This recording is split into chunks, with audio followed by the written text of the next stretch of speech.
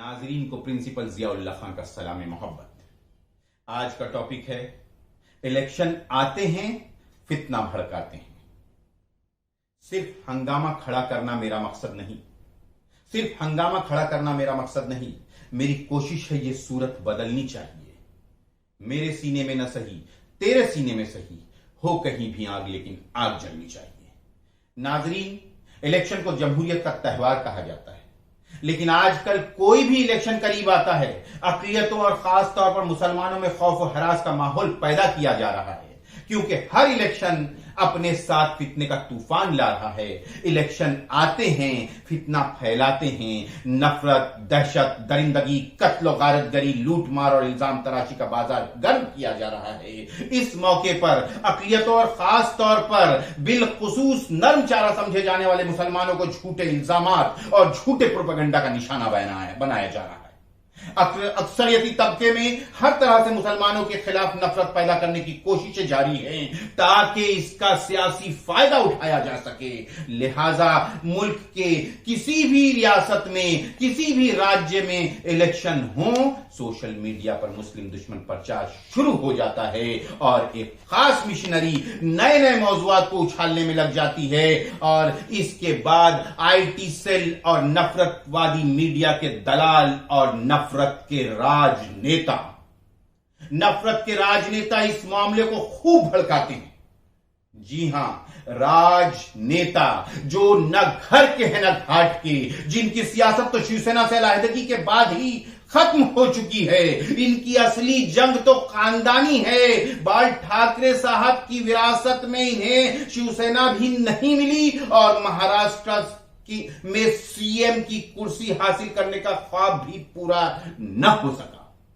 इसलिए इनकी सियासी उकताहट, बौखलाहट, झुंझलाहट, मायूसी और हरीफाई की वजह समझी जा सकती है। लेकिन चूंकि राज ठाकरे की असली लड़ाई शिवसेना से है, ठाकरे परिवार से है, ठाकरे परिवार के आदित्य ठाकरे और अद्भुत ठाकरे से है, लिहाजा राज ठाकरे ने इंतकामन और सियासी जंग के तहत सियासत में इंजन को उतारा, मगर वो चल ना सका और फेल हो गया, क्योंकि मौजूदा असेंबली में इनका सिर्फ एक एमपी एमएलए है, वो भी बराए नाम।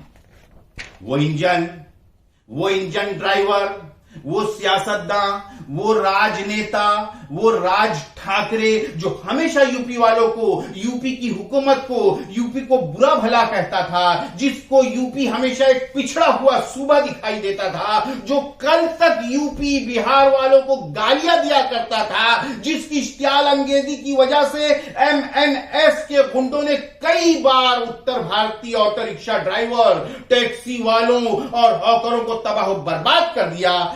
आज वही राज ठाकरे योगी और यूपी के गुण गा रहा है।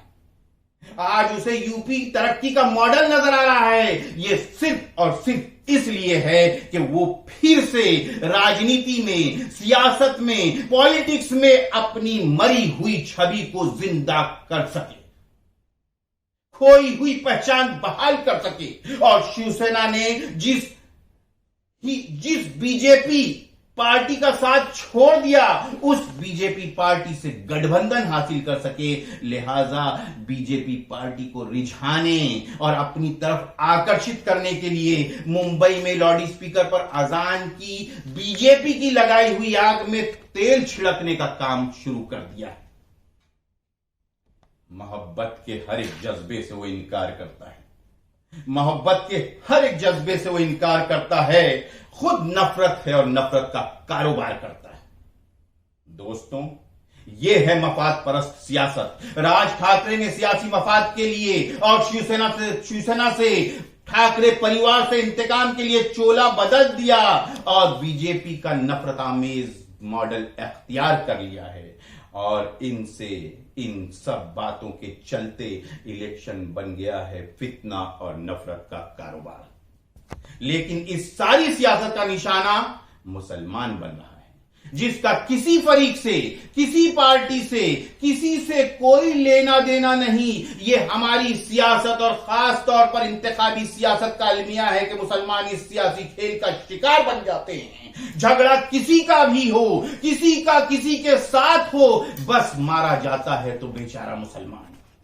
हां, मुसलमान को कौमी सियासत का पंचिंग बैग बना दिया गया है, चूंकि आज सियासत खालिस सियासत न रह के मफाद परस्त और जातिवाद की सियासत बनकर रह गई है। लिहाजा इलेक्शन फितना और नफरत का कारोबार बन चुका है। इलेक्शन आते हैं, फितना फैलाते हैं। अब अगर फितना फैल रहा है या फैलाया जा रहा है तो समझ लीजिए कि यह सब इलेक्शन की तैयारी है, इलेक्शन की वजह से है। ये सब हमारे मुल्क हिंदुस्तान की मुख्तलिफ रियासतों में, मुख्तलिफ राज्यों में होने वाले सन 2022, सन 2023 और सन 2024 के इलेक्शन की तैयारी है।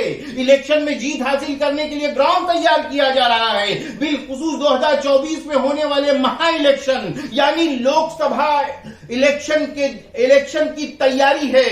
लिहाजा मुख्तलिफ राज्यों में होने वाले चुनाव और इलेक्शन का टाइम टेबल और मौजूदा हालात हमें ये साफ बताते हैं कि कुछ कट्टरपंथी, मफाद परस्त और इंसानियत के दुश्मन लीडर, पार्टियां और तंजीमें सेकुलर हिंदुस्तान को एक ही रंग में रंगने, अपनी मर्जी मुसलमानों पर थोपने और तानाशाही करने की गरज से धार्मिक और जातिवाद मुद्दों के जरिए कर्नाटक में हिंदू मेले में मुसलमानों की दुकानें लगाने पर पाबंदी, मेरठ में बिरयानी का ठेला उलटना, मंदिर के आसपास मुसलमानों को कारोबार न करने देने की धमकी, मुस्लिम दुकानदारों से खरीदो फरोख्त न करने का ऐलान, हलाल मीट पर पाबंदी, नवरात्र के मौके पर गोश्त के कारोबार पर पाबंदी, लव जिहाद के नाम पर सबक सिखाने की बात, जंतर मंतर पर मुसलमानों को मारने और काटने की बात, दाढ़ी टोपी वालों को की लिंचिंग,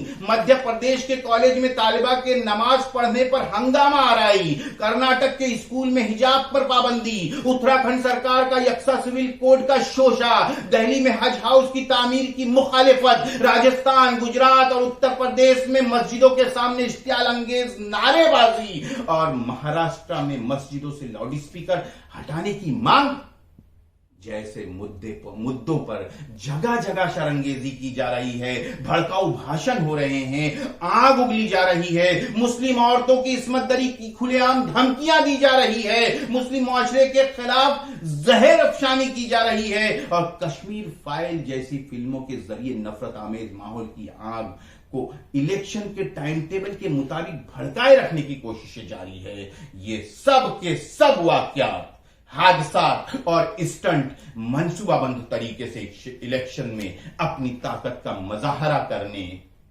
अपना पावर दिखाने, सत्ता और इक्तदार में आने और कब्जा जमाने के गर्ज से किए जा रहे हैं। मुस्लिम दुश्मनी को हवा दी जा रही है, धर्म के नाम पर नफरत और जातिवाद की राजनीति की जा रही है, फसाद की चिंगारियां भड़काई जा रही है ताकि भगवाकरण किया जा सके। सियासत का ये रंग देख लें, मुसलमान सियासत का ये रंग देख लें और सबक हासिल करें कि मुल्क में इन दिनों नफरत का कारोबार उरूज पर है।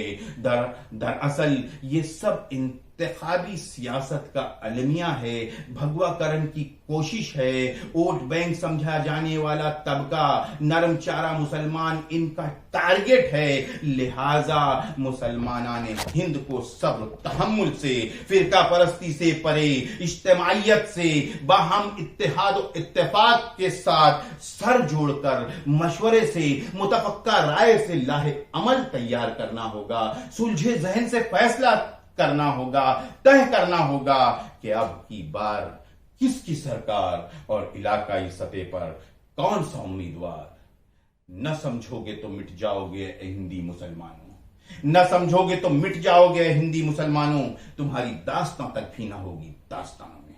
खुदा हाफिज।